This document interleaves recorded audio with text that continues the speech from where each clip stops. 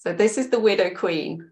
Now, on the left, you can see, I think, early 20th century illustration. It's one of the many ones that I looked at, but this one really stood out to me because it says at the bottom, mirror, mirror in my hand, who's the fairest of the land? And I was like, okay, that's different to what we're all used to, right? You know, because we all know the mirror, mirror on the wall. That's the famous one.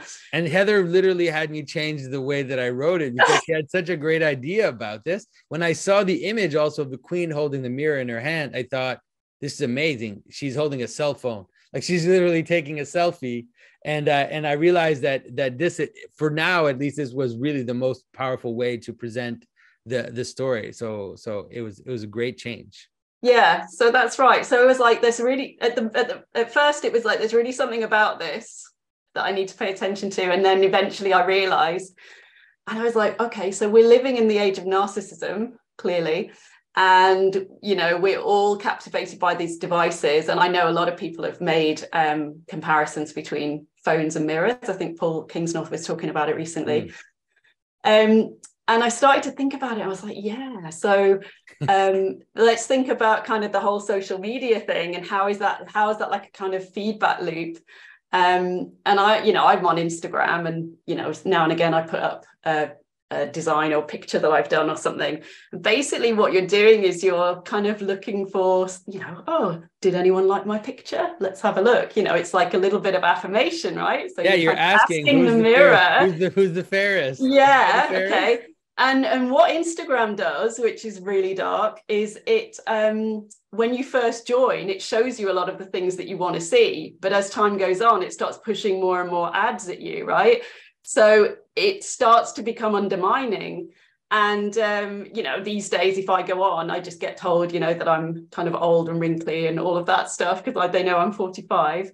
So it's actually an awful thing if you pick up the mirror and you just, you know, so I was thinking that's an interesting relationship. So you're basically looking for something and you get the opposite. And then I started thinking about it a bit more. And I think we all know stories of people who kind of got so into, you know, their TikTok accounts or Instagram that they've actually started to, you know, have surgeries and stuff, and they end up kind of destroying themselves, you know, because they become so captivated with the narrative of the mirror, right? So this is what happens to the queen. She starts to believe the mirror more than, you know, say her husband. You know, the king clearly loves her.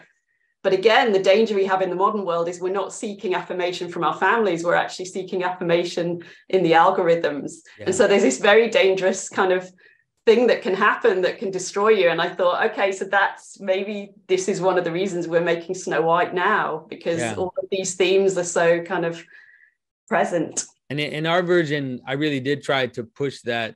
You know, it's so weird that I had that intention in the story to bring about something like that, but I didn't think of the mirror in the hand. And when you showed it to me, it was like, yeah, that's exactly what I'm doing.